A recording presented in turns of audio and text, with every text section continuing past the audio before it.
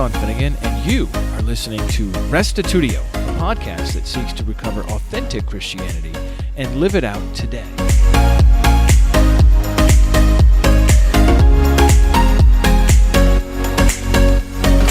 For our Hebrew Bibles, we have three main groups of manuscripts to compare: the Masoretic text group, the Samaritan Pentateuch group, and the Septuagint group. Each of these groups contain many manuscripts, with the Masoretic text group containing the most.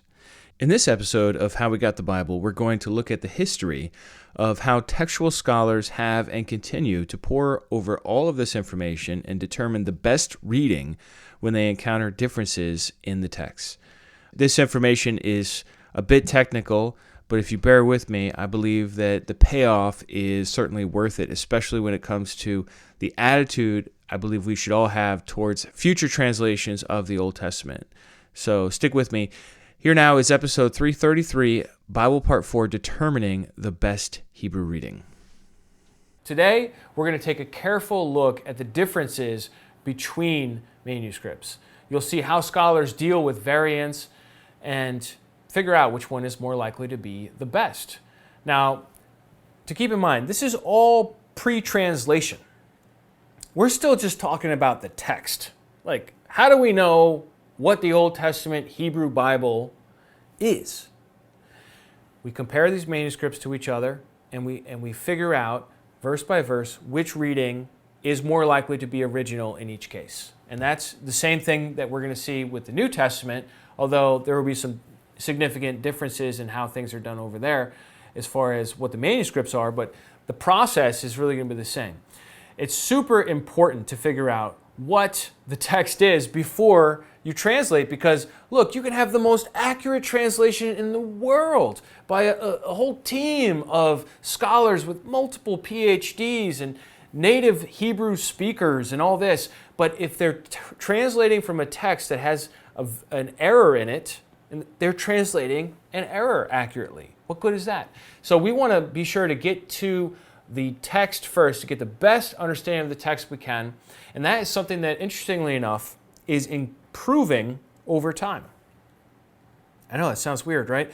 You would think, oh well, the oldest texts they had better access to in ancient times than we do today. No, that's not the case. I've showed you over and over again that so many of these manuscripts only came to light in the 20th century. So that means somebody in the 19th century or earlier centuries didn't have access like we have today. Plus, in the digital age, my goodness, we have so many of these manuscripts that have been photographed and that are available for specialists and for really anybody who has access to the internet today. So we want to get into the whole question of how do we figure out what manuscripts are best for a particular reading. It's a complicated process, but earlier is not always better. You can't just say, oh, this is an earlier manuscript, therefore it's more accurate. Well, what if that scribe was sloppy and a later scribe copied more carefully from a manuscript? So it's not necessarily just a straightforward process. But we have these three groups of manuscripts, right? We have the Masoretic text group, which has so many in it.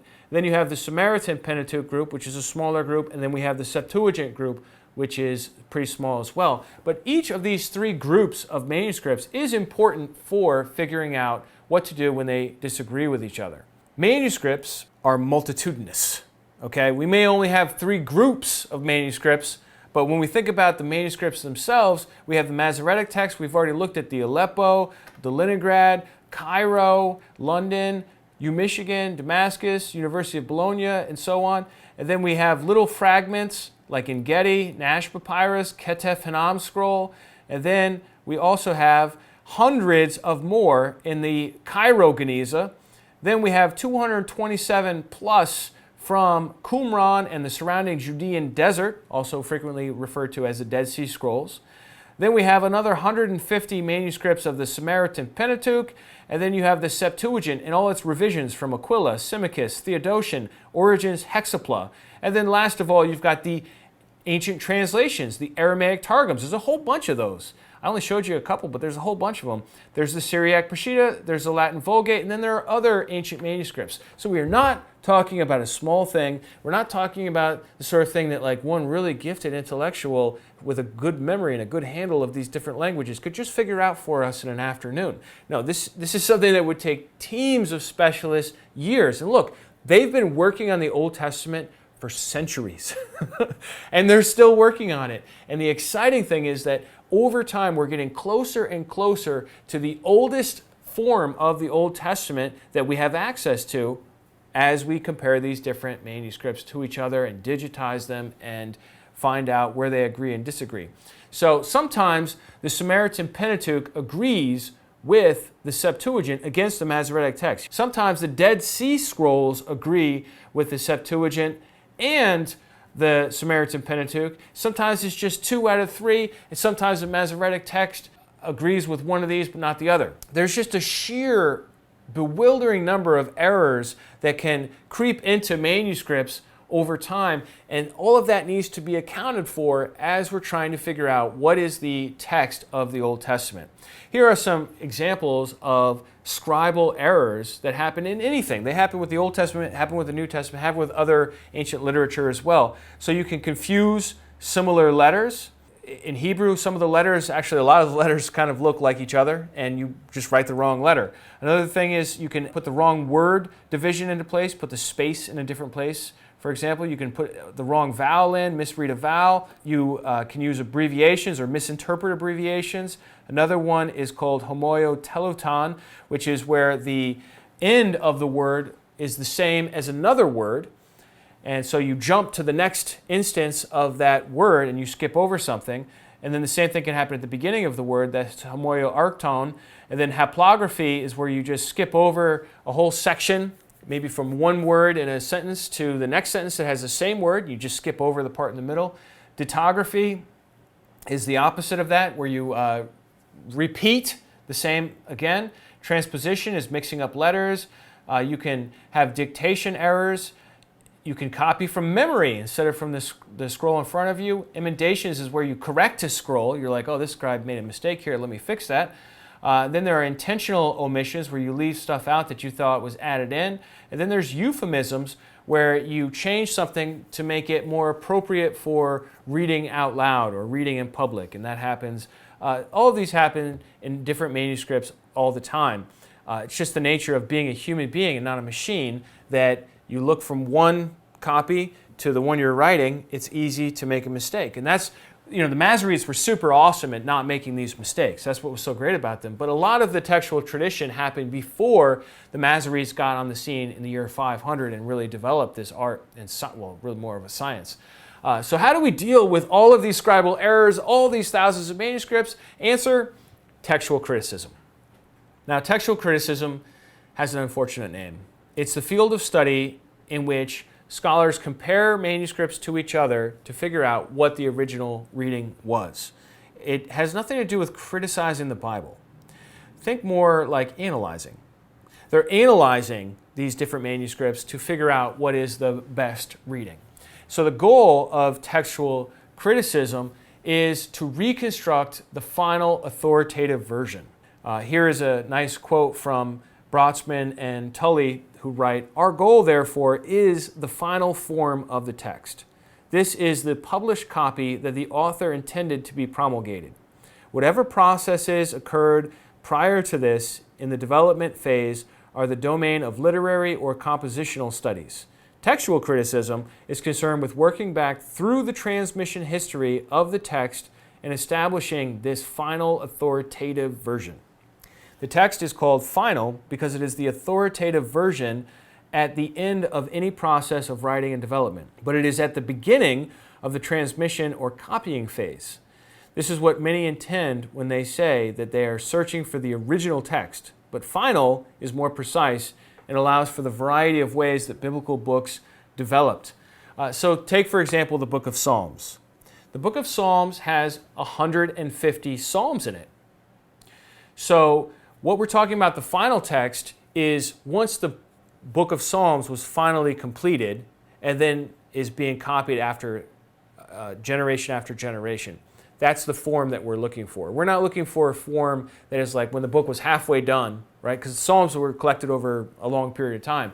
We're looking for the final form, and then that's what was then being copied over and over. And that's what textual criticism seeks to reconstruct. They take all of the evidence, all of these manuscripts all over the world, hundreds of them in all these different museums, and they compare them very carefully together, verse by verse, and they're like, we think this is the original reading for this verse. And they go to the next verse and the next verse and the next verse. So it's a huge task. There are 4 steps to textual criticism. The first is to gather all available manuscript evidence. The second is to back translate ancient translations into Hebrew. So you're comparing apples to apples.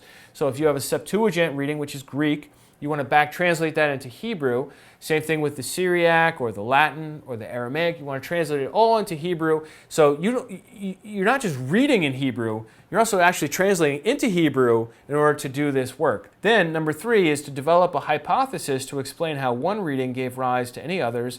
And then 4th, choose the reading, or emendation is just a fancy word for correction, that is most likely to be the original. Thankfully, textual critics have been at this for centuries. In fact, you could argue that the Masoretes were themselves textual critics, that they themselves were looking at all the manuscripts they had available. Think about the Aleppo Codex written in the 900s, like 930. What is the community in Tiberias doing? They've got all these, to them, ancient manuscripts. They're comparing them, and they're like, all right, which one of these is the most accurate? Which one of these do we think was the original reading for this verse? And they went verse by verse, and they corrected the text to get the most accurate text that they could at that time. And so this is not a strange, foreign, sort of like alien process. This is a very natural process that anybody who cares about authenticity and who cares about accuracy is going to be very interested in doing. So textual criticism, I want you to think of as being a good thing. That is a servant of the communities of faith to help us to get more and more accurate understanding of what the original text was, that then the translators are going to use to make it into English or whatever language and put the information in accessible format for the rest of us. So this process has been going on for a long time, and the first version of the critical text of the Hebrew Bible was known as Biblia Hebraica. Versions 1 and 2 were done by a man named Rudolf Kittel. So that's a very important name in the history of comparing these manuscripts.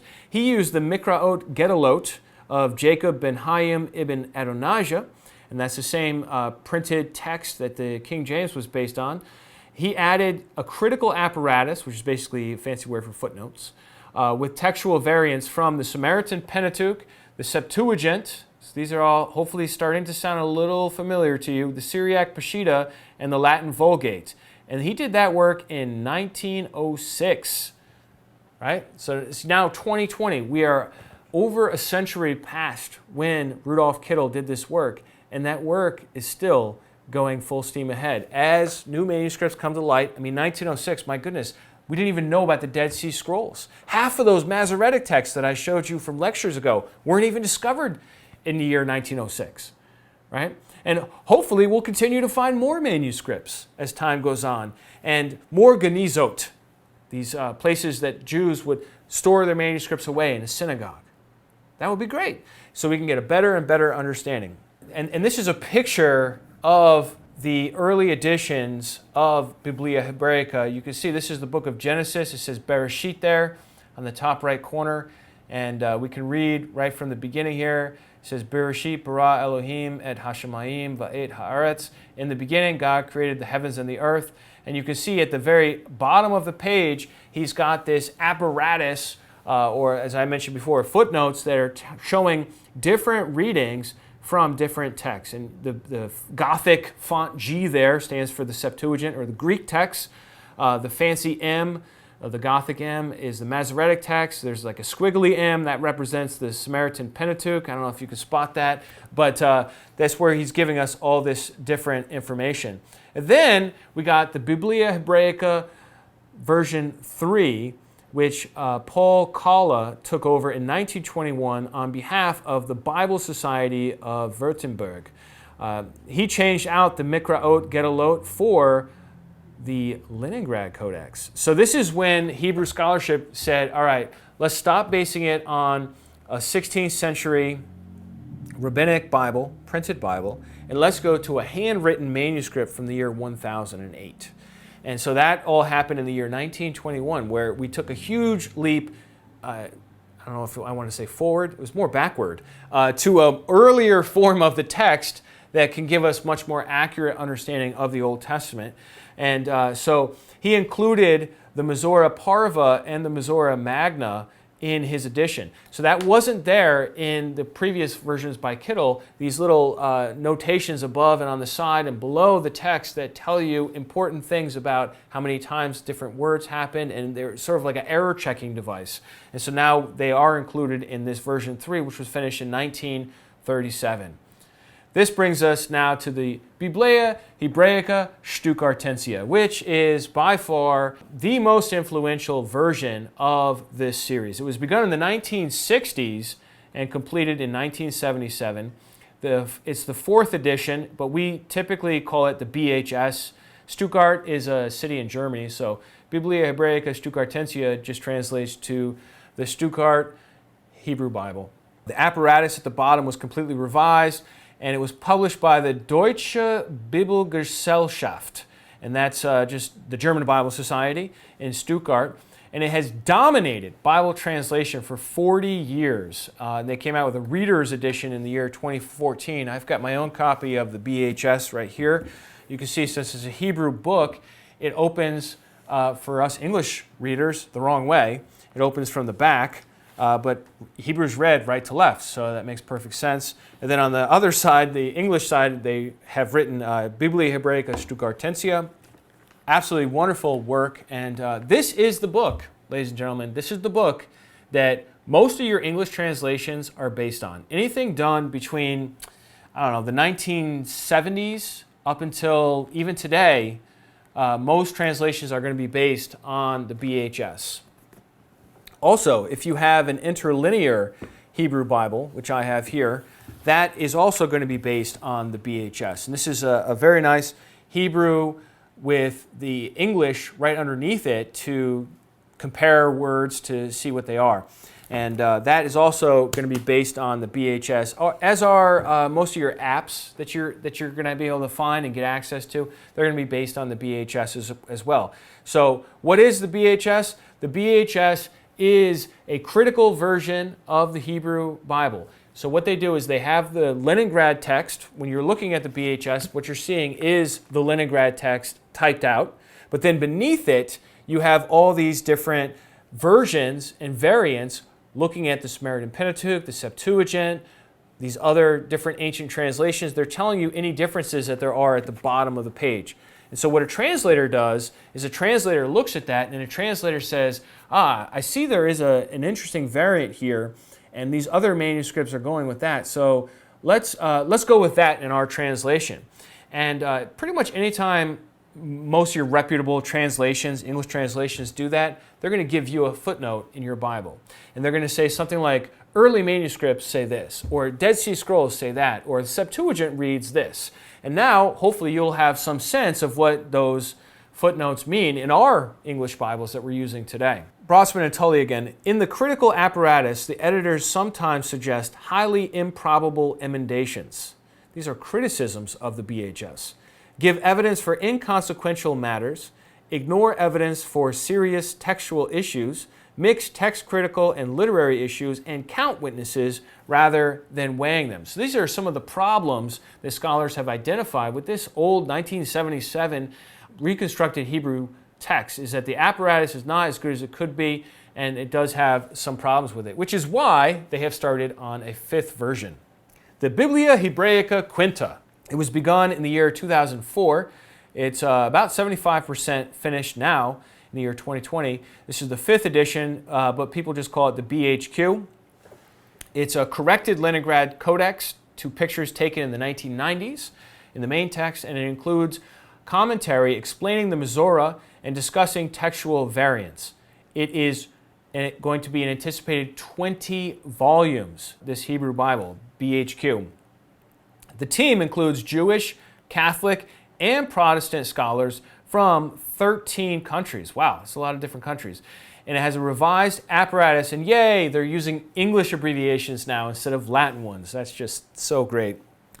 Although anyone can purchase volumes of the BHQ, here's an example of them, they're very expensive. So like say you wanted to just get the book of Genesis in Hebrew with all of these different manuscripts, informations at the bottom of the page there, you're going to pay $77 for that, $80 for the book of Judges. I mean, this could end up being a lot of money to do this. And this is in fact what translators are working from these days, the BHQ. If there is a volume out on the book of the Bible they're working on, that's what they're going to go to. They're not going to go to the old BHS anymore. But like I said, this series is still not finished. Once the series finishes, which could be in the next 5 years, maybe less, hopefully less, they will finally come out with hopefully a single volume version of the BHQ, and then the BHS will be totally obsoleted and people won't use it anymore.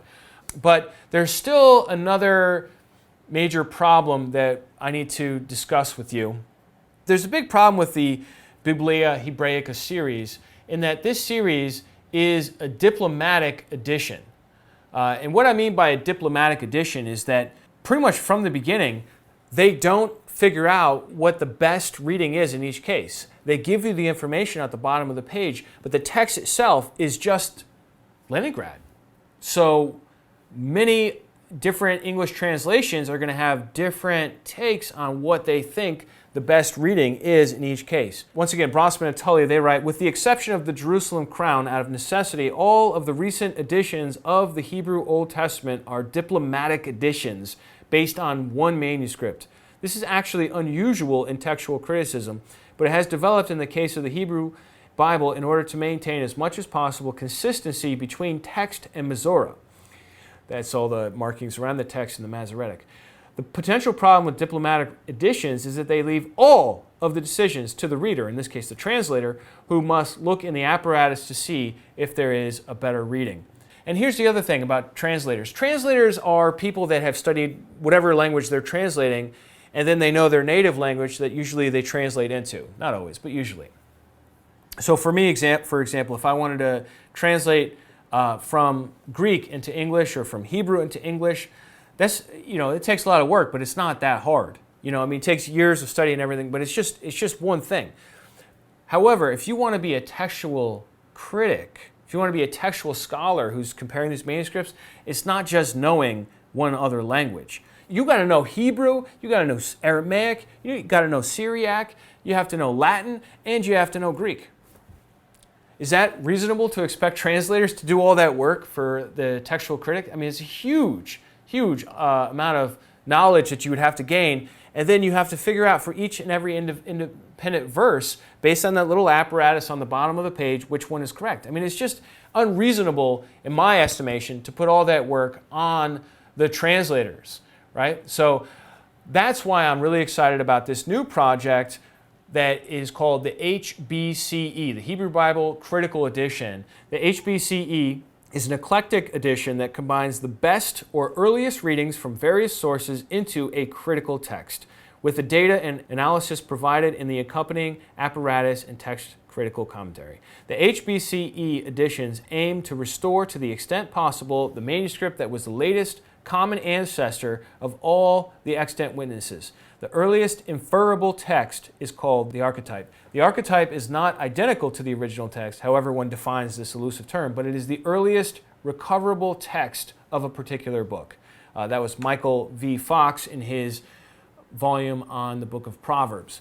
This HBCE, which, as I mentioned, is a new project, it has only one book of the Bible done so far, the book of Proverbs, I'm hoping is going to be something that has enough momentum and steam that it will eventually get through the entire Old Testament. And let me tell you something. If this gets done, let me tell you, there's going to be a lot of new translations in the works, not just in English, but in all different kinds of languages for the Old Testament, because this is what we've needed. I'm excited to see how this project develops. So this is really good news. We're going to have a reconstructed Hebrew text, and as we'll see, this is the standard for the New Testament as well. But the Old Testament scholars really need a resource like this. Originally, this was called the Oxford Hebrew Bible, but it's been renamed to the Hebrew Bible, a Critical Edition, HBCE, and it's sponsored by SBL, the Society of Biblical Literature now. They've got volumes underway for Genesis, Leviticus, Deuteronomy, 1st and 2nd Kings, Jeremiah, and Ezekiel, and they have some samples ready. So I'm looking forward to this project getting completed and being able to compare all of these different things together, not necessarily for me, but for translators that are going to be doing this work, that they would have the best tools possible to really figure out what to do.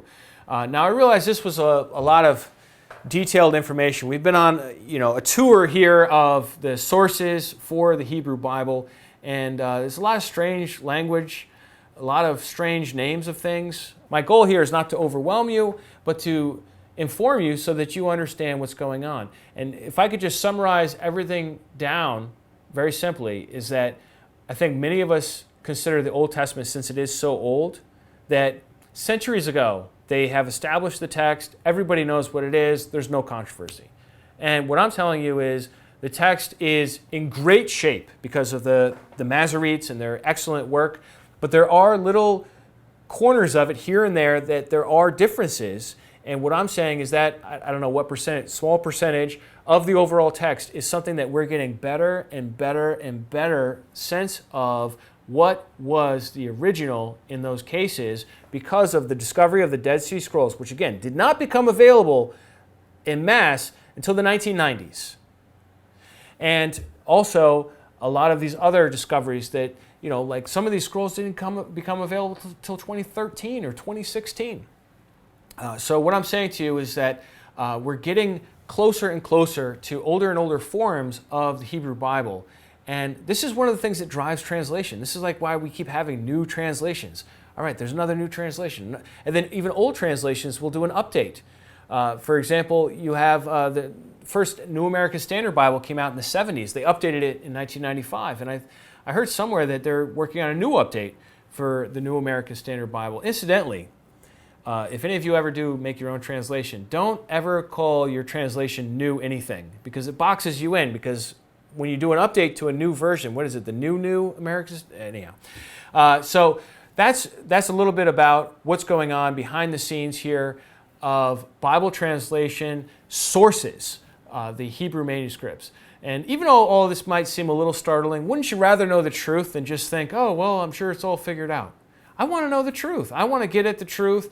And, the situation is not nearly as alarming as it could be, since Hebrew scribes have actually really tried and done a really good job. To my knowledge, there's no biblical doctrine that's like hanging in the balance. You're not going to lose your salvation over one of these manuscript variants. But they are important. And those of us who treat the text with such respect and such care and base our lives on it, don't you want to know what the most accurate is?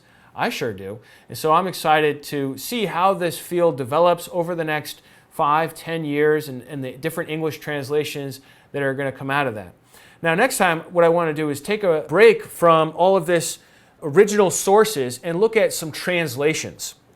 And so I've got a number of different Jewish translations with you. It'll probably be a little bit of a shorter episode just to give you a sense of what's out there in the English language. And so we'll get into that next time. Well, that concludes this episode. I've got 5 links in the show notes for this episode to books that I mentioned during this episode.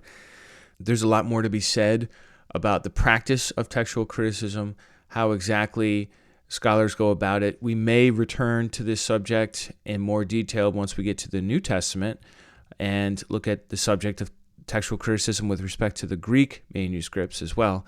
But for now, I just wanted to give a survey about it.